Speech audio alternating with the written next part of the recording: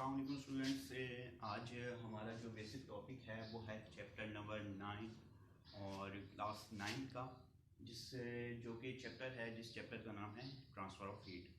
और सबसे पहले सॉरी, हमारे आसपास काफ़ी दरख्त हैं जिसमें चिड़ियों की आवाज़ें भी शायद आपको आ रही हों। तो ट्रांसफ़र ऑफ हीट, तो ट्रांसफ़र ऑफ हीट के बारे में हम पढ़ेंगे, ये क्या होता है, ठीक है, कैसे ट्रांसफ़र होती है हीट एक ऑब्जेक्ट से दूसरे ऑब्जेक्ट की तरफ, और कितने मेथड्स हैं हीट के ट्रांसफ़र होने के, कि किस किस लिहाज से हम मेथड को, कौन कौन से मेथड को हम फॉलो करते हैं जब हीट ट्रांसफ़र हो रही होती है। तो शुरू करते हैं बगैर किसी देरी के। तो सबसे पहले हमें पता होना चाहिए कि हीट क्या है। तो बच्चों सबसे पहले हमें पता होना चाहिए कि हीट क्या है।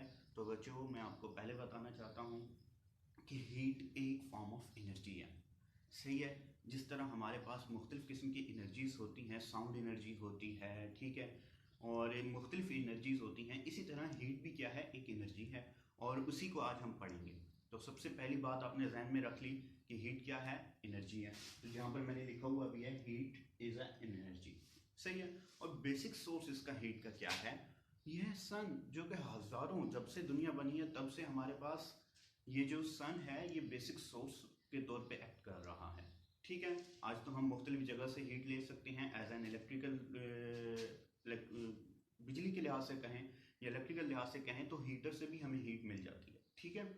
तो वहाँ पर भी हम लगाते हैं हीटर, हमारे कमरे को गर्म कर देता है, वो भी एक फॉर्म ऑफ हीट है। आग जलाते हैं तो वो भी एक फॉर्म ऑफ हीट है, जिसपे हम मुख्तलिफ किस्म की चीज़ों को पका सकते हैं, अपने जितने भी खाने होते हैं उनको पका सकते हैं, ठीक है। अब देखते हैं कि ट्रांसफ़र ऑफ हीट होता क्या है। तो मेरी कोशिश है कि जितने जल्दी हो सके या जितना बेसिक चीज़ें हो सकें उनको मैं समराइज़ करता हूँ, उसके बाद आपको बताता हूँ, ठीक है। तो ट्रांसफ़र ऑफ हीट बच्चे होता है, transfer of heat is a natural process. सबसे पहली बात कि ट्रांसफ़र ऑफ हीट क्या है, एक नेचुरल प्रोसेस है। इसके लिए हमें किसी किस्म का कोई कैटलिस्ट की ज़रूरत नहीं पड़ती, किसी किस्म की कोई चीज़ की ज़रूरत नहीं पड़ती, बल्कि transfer of heat her object में हर वक्त होता रहता है, ठीक है। फॉर एग्जाम्पल, अगर एक ऑब्जेक्ट को अगर आप रखते हैं बाहर, दिन के वक्त रखते हैं, तो हीट क्या है उसकी ज़्यादा हो जाती है बिकॉज ऑफ सन। और अगर वहीं पे वेदर थोड़ी सी कम हो, फॉर एग्जांपल डिग्री सेंटीग्रेड हमारे पास वेदर कम आ रहा हो, तो उसकी हीट क्या हो जाती है, ऑटोमेटिकली कम हो जाती है। इसी तरह transfer of heat is a natural process. Transfer of heat क्या है, एक नेचुरल प्रोसेस है।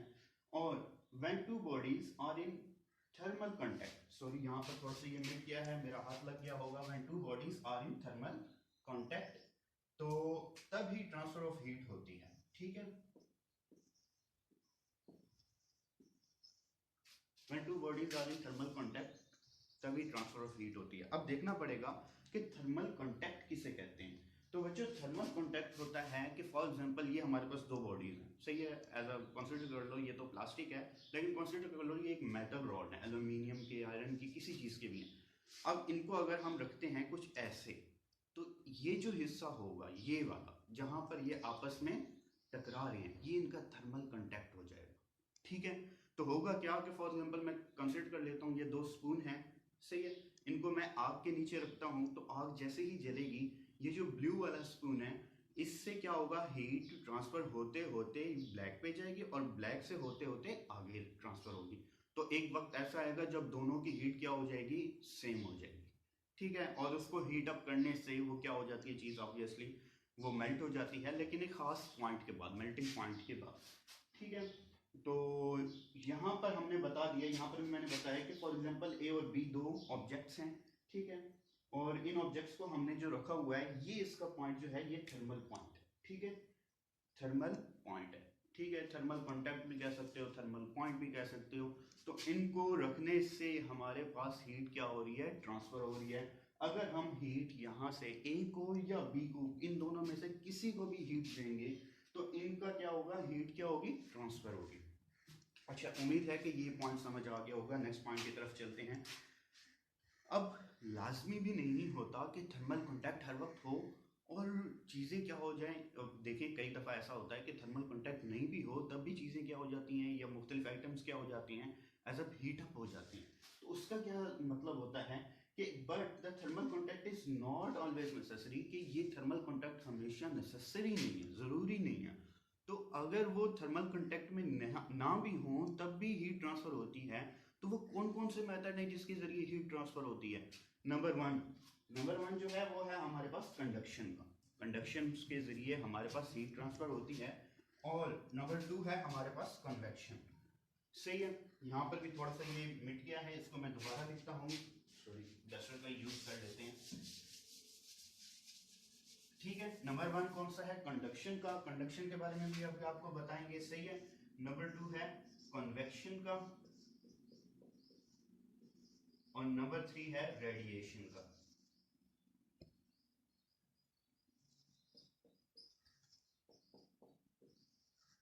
मेरे स्पेलिंग मिस्टेक होते रहते हैं, तो अगर स्पेलिंग मिस्टेक हो तो उसको नजरअंदाज कीजिएगा। तो इंशाल्लाह आपको जो भी चीज़ बताई जाएगी वो ठीक ही बताई जाएगी।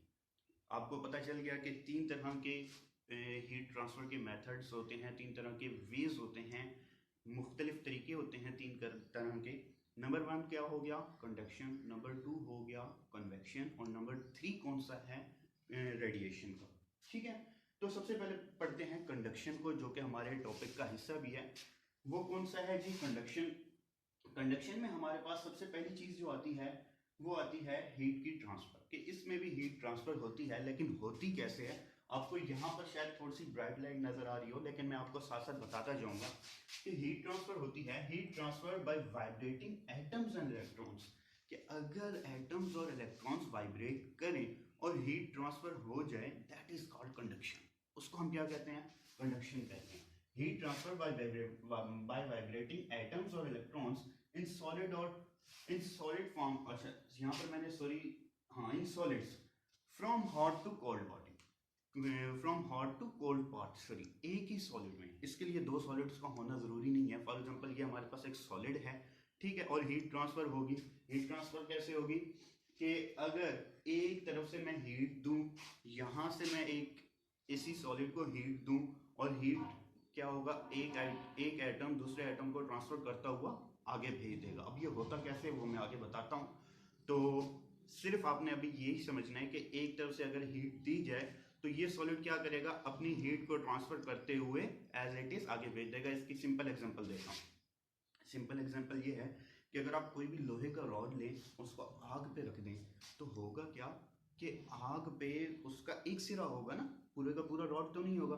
तो अगर आग पे एक सिरा होगा तो ऑटोमेटिकली थोड़ा बहुत उसका जो रॉड होगा वो आगे से गर्म होते होते, और एक वक्त ऐसा आएगा कि आपके हाथ में भी नहीं पकड़ा जाएगा, वो रॉड आपके हाथ वाली जगह से भी क्या हो जाएगा? गर्म, और आप उस रॉड को छोड़ देंगे। सही है। तो ये जो मेथड है हीट की ट्रांसफर का, ये जो तरीका है हीट के ट्रांसफर का, दैट इज कॉल्ड कंडक्शन। उसको हम क्या कहते हैं? कंडक्शन कहते हैं। ठीक है, अब होता क्या है कंडक्शन में वो ज़रा हम देख लेते हैं। तो सबसे पहले मैं बात करता हूँ कंडक्शन की। तो बच्चे, एक बात आपने जहन में बिठानी है, वो क्या है?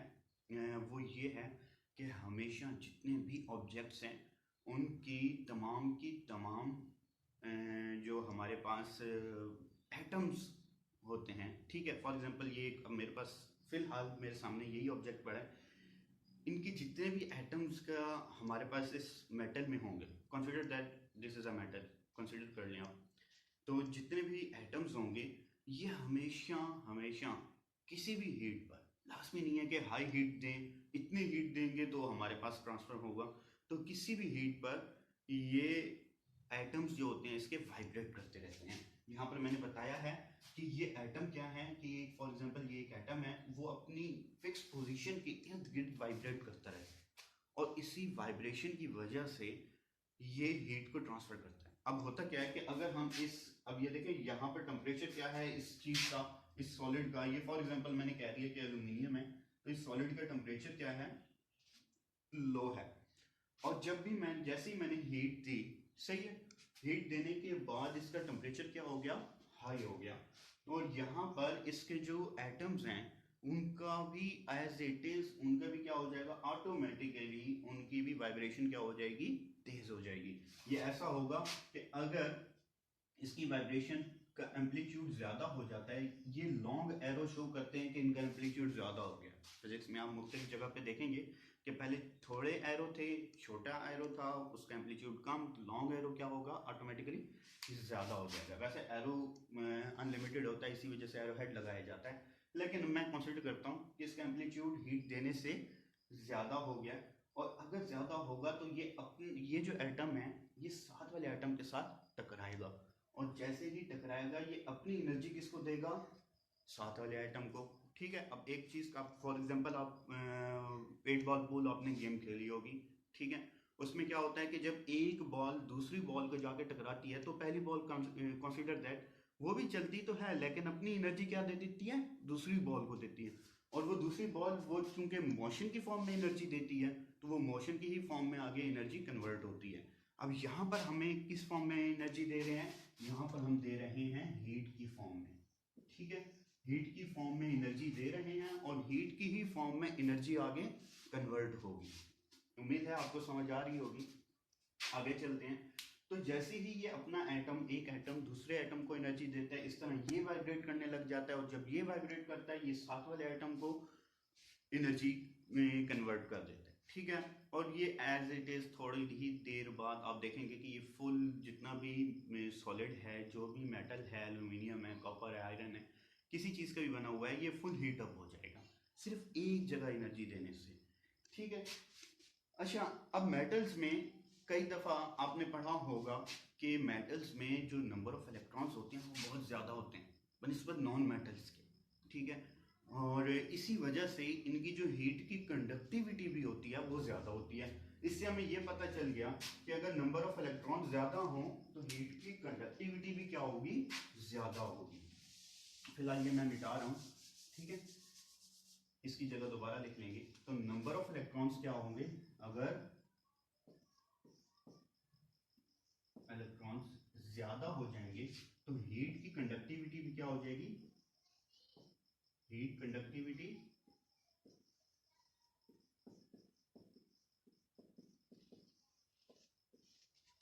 ज्यादा हो जाएगी, हीट की कंडक्टिविटी भी क्या होगी, ज्यादा होगी। आपको एक बात पता चल गई कि अगर नंबर ऑफ इलेक्ट्रॉन ज़्यादा होते हैं तो हीट की कंडक्टिविटी ज़्यादा होती है, और यही बेसिक वजह है कि मेटल्स में हीट को कंडक्ट करना आसान होता है बनिस्बत नॉन मेटल्स के। अब नॉन मेटल्स कौन से होते हैं, आपने देखा होगा कि वुड हमारे पास नॉन मेटल है, ठीक है, प्लास्टिक हमारे पास नॉन मेटल है, इस तरह के कई मेटल्स, नॉन मेटल्स हैं जिनमें हीट की कंडक्टिविटी इतनी आसान नहीं होती। अगर कंसिडर दैट आपने आग जलाई हुई है और उस आग में आपने लकड़ियां रखी हुई हैं, तो आप आसानी से उस लकड़ियों को घुमा सकते हैं, हालांकि उसी के एक सिरे पर आग जल रही होती है। तो वो होता क्या है कि वो इतनी आसानी से, उनके पास ना तो एक तो फिक्स्ड एटम्स होते हैं, ठीक है, उसकी वजह से ये अपने आइटम्स जो होते हैं ये इनके वाइब्रेट बहुत बहुत कम कर रहे होते हैं, और निग्लिजिबल वाइब्रेशन होती है जिसकी वजह से ये अपनी हीट की ट्रांसफ़र जो होती है वो रोक देते हैं, अपने आप को हीट के ट्रांसफ़र होने से बचा लेते हैं। वैसे ये भी एक कुदरत का निज़ाम है। और सेकंड ये कि अगर आप किसी मेटल को रखें, फॉर एग्जांपल वहाँ पर एक आयरन रॉड रख दें या कोई भी चम्मच उठा के स्पून, जिस दिन अभी मैंने कहा था रख दें, तो वो क्या होगा, उसकी हीट की ट्रांसफर ज़्यादा होती है। क्यों, क्योंकि वहाँ पर नंबर ऑफ इलेक्ट्रॉन्स क्या होते हैं, ज़्यादा होते हैं। उम्मीद है आपको समझ आ रही होगी इस पॉइंट की। तो नंबर ऑफ इलेक्ट्रॉन्स के ज़्यादा होने से हीट की ट्रांसफर भी क्या हो जाती है, ज़्यादा हो जाती है। तो यहाँ पर आपको एक बात पता चल गई कि अगर नंबर ऑफ इलेक्ट्रॉन्स बढ़ा दिए जाएं तो हीट भी क्या हो जाएगी, ऑटोमेटिकली कंडक्टिविटी ऑफ हीट भी बढ़ जाएगी, ठीक है। अब चलते हैं नेक्स्ट पॉइंट की तरफ जो कि है हमारे पास हीट एंड टेम्परेचर। अच्छा, कई दफ़ा हमारे पास ऐसा होता है कि हीट और टेम्परेचर को हम एक ही मीनिंग में ले रहे होते हैं, हत्ता कि ये एक मीनिंग में नहीं आते। क्यों नहीं आते, उसकी मैं वजह बताता हूँ। हीट जो है बेटा वो होती है हमारे पास एनर्जी।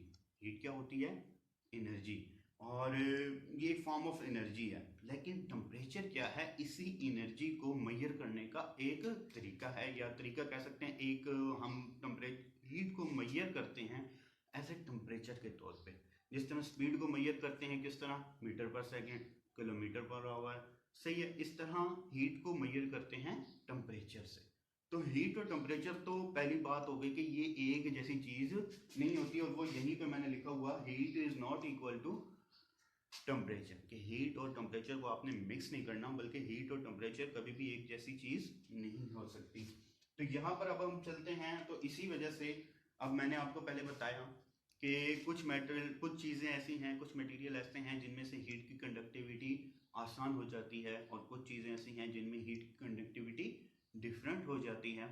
तो यहाँ पर सेम एज इट इज़, यानी कि कुछ मटेरियल ऐसे होंगे जिनमें हीट की कंडक्टिविटी क्या होगी, ज़्यादा होगी। जिस तरह आयरन हो गया, एल्यूमिनियम हो गया, कॉपर हो गया, उनको हम कंडक्टर कहेंगे। ठीक है, जिस तरह बिजली जिनमें से, लाइट जिनमें से गुजर सकती है, इलेक्ट्रॉन्स जिनमें से गुजर सकते हैं, उनको हम कंडक्टर कहते हैं। और जिनमें से इलेक्ट्रॉन्स फिक्स होते हैं, नहीं गुजर सकते, या मोशन नहीं होती इलेक्ट्रॉन की, या एटम वाइब्रेट नहीं कर रहे होते हैं, उन्हें हम क्या कहते हैं, नॉन कंडक्टर या फिर इंसुलेटर। यहाँ पर भी सेम है कि heat can be transfer easily, कि हीट को ट्रांसफर किया जा सकता है इजीली। किस चीज में, कंडक्टर्स में। किसमें, कंडक्टर्स में हीट ट्रांसफर बहुत आसानी से हो जाती है। लेकिन इंसुलेटर या नॉन कंडक्टर में हीट की ट्रांसफर इतनी आसानी से नहीं होती। और यहाँ पर होता है हमारा पहला टॉपिक खत्म। ठीक है, 9th के लेवल तक ये बेस्ट टॉपिक है, एक बेस्ट एक्सप्लेनेशन है। तो इंशाल्लाह अगर आप इस टॉपिक को 2 दफ़ा देख लेते हैं तो आपको कभी भी नहीं भूलेगा कि हीट क्या होती है। आपको मैंने कितनी दफ़ा बता दिया है कि हीट एक एनर्जी की फॉर्म है, जो हमें मेजर सोर्स इसका कौन सा है, सन है। ठीक है, उम्मीद है आपको ये चीज़ या ये वीडियो हमारी पसंद आई होगी। और हाँ, अगर इसमें कोई क्वेश्चन रह गया है हीट में, कंडक्टिविटी में, या इससे रिलेटेड जो भी क्वेश्चन रह गया है, तो आप हमें बताएं, कमेंट सेक्शन में हमें मेंशन करें। ये हमारी पहली वीडियो है, तो जितना हो सके आप प्रमोट करें। तो अपने दोस्तों को भी, अपने फेलोज़ को भी बताएं, क्लास फेलोज़ को भी बताएं। इंशाल्लाह आपको किसी भी सिचुएशन में हमारी तरफ से ना नहीं होगी। तो आहिस्ता आहिस्ता मैं अपनी टीम भी बढ़ाता जाऊंगा, लेकिन आप लोगों की मदद की ज़रूरत है। तो बहुत शुक्रिया, अस्सलाम वालेकुम। मिलते हैं नेक्स्ट वीडियो में, और नेक्स्ट वीडियो का हमारे पास टॉपिक होगा थर्मल कंडक्टिविटी, कि थर्मल कंडक्टिविटी किस तरह बढ़ाई जा सकती है। बहुत शुक्रिया, अस्सलाम वालेकुम।